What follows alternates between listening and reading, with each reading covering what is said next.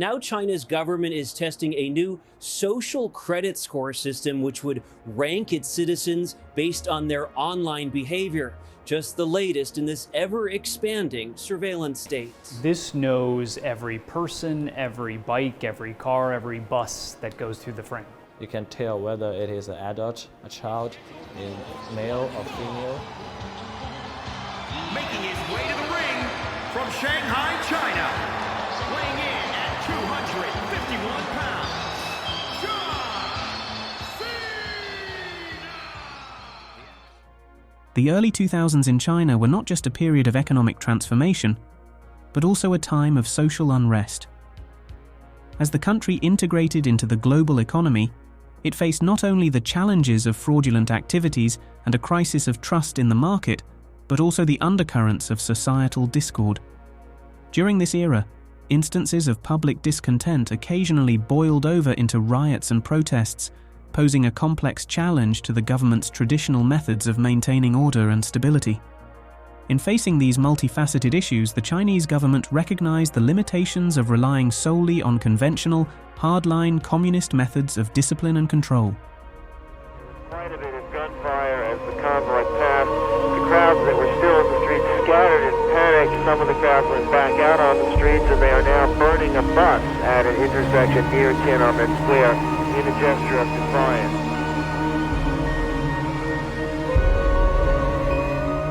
Government loudspeakers told the students that they must all leave the area or they could not guarantee the safety or lives of anyone left in Tiananmen. The typical responses of extreme discipline and stringent punishments for dissent were proving inadequate in addressing the evolving nature of public unrest and the growing sophistication of economic crimes. It became apparent that a new approach was needed to navigate the complexities of this new era. Amidst this backdrop of economic deception and social upheaval, the concept of the social credit system took root. It emerged not merely as an economic stabilizer, but as an innovative method to bridge the gap between traditional communist governance and the demands of the digital age. This system was envisioned as a sophisticated tool to monitor and influence behavior, extending beyond the realms of commerce into the personal conduct of citizens.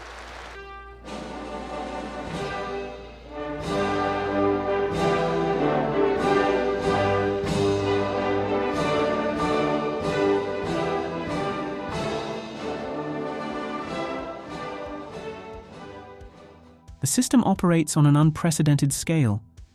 Imagine every major governmental department, from tax bureaus to police stations, pooling their data into a single, all-encompassing network. This network then feeds into an algorithm that assigns a score to every citizen and corporation in the country. These scores are not static. They fluctuate based on a myriad of factors, ranging from creditworthiness to social behavior. The consequences of a low score are severe: restricted access to travel, education, and even internet speeds. The technology driving this system is both sophisticated and intrusive. In urban centers, cameras equipped with facial recognition technology dot the landscape, capable of identifying and tracking individuals in real time. Coupled with AI and big data analytics, the system can predict behaviors, flag anomalies, and enforce conformity. Critics of the system argue that it represents a dystopian overreach, a tool for social engineering that stifles individual freedom and dissent. Proponents, however, tout its efficacy in maintaining social order and economic stability. Regardless of perspective, the social credit system stands as a stark embodiment of the state's power in the digital age, a power that extends its reach into every facet of life in China. Even those who do not dispose of their trash properly are recorded. Residents who aren't following the rules are captured on camera from 3 different angles.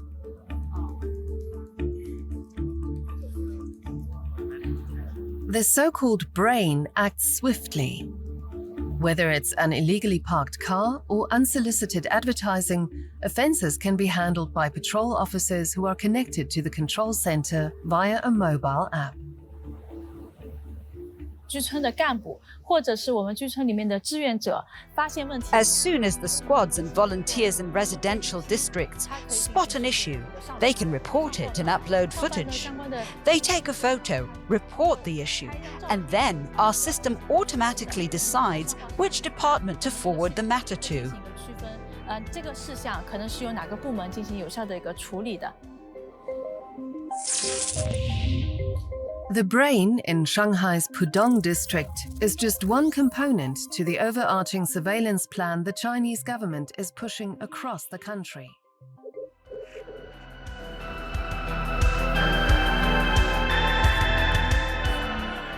Among the many stories emerging from the shadows of China's social credit system, the case of Liu Hu stands out for its stark portrayal of the system's reach into the lives of individuals, particularly those who challenge the status quo. Liu Hu, a journalist known for his investigative work and criticism of corruption within the government, found himself at the mercy of this system. Liu Hu's troubles began when he was accused of defamation after exposing corruption in the government. Though he fought the charges, the legal battle had repercussions beyond the courtroom. Under the social credit system, Liu Hu was categorized as dishonest, leading to significant personal and professional restrictions. He was barred from buying plane tickets and taking high-speed trains. His social media accounts were suspended, and his ability to work as a journalist was severely hindered. 我们用这个 APP 来订票。现在是我们从重庆到西安，我们来订一张票，订一张过几天的票。And what does it say? 然后就显示那个出票失败，说我已经被法院依法限制高消费，限制乘坐 G 字头列车。Hu's social media accounts have also been closed. Before his arrest, he had nearly 2 million followers. It's where he published much of his journalism. 我曾经有过好几个微博，10几个，这些微博号现在都没有了。最新的一个，这个是被封的一个号，现在是这个号是没有了。Liu Hu's case was not just about travel restrictions. It was emblematic of how the system could be used to silence dissent and control narrative. The story quickly gained international attention, becoming a focal point for discussions about the balance between social governance and individual rights in China's digital age. For Liu Hu and others in similar positions, the social credit system emerged as a tool of enforcement, a digital ledger not just of financial and social transactions, but of political conformity as well. The case raised critical questions about the future of journalism and activism in a society where virtually every aspect of life is subject to surveillance and assessment. It brings to light the complexities and contradictions of a system that is as much about control as it is about governance, and the profound implications it holds for personal liberty in the digital era. Are you ever bothered by having no anonymity because there are cameras watching all the time? 从我自己的体验来讲，其实对这样的一些事情并不会很担忧。但是呢，像这样的一些算法或者说技术应用到实战的场景中去以后呢，如果说你真的要做坏事，以后就要小心。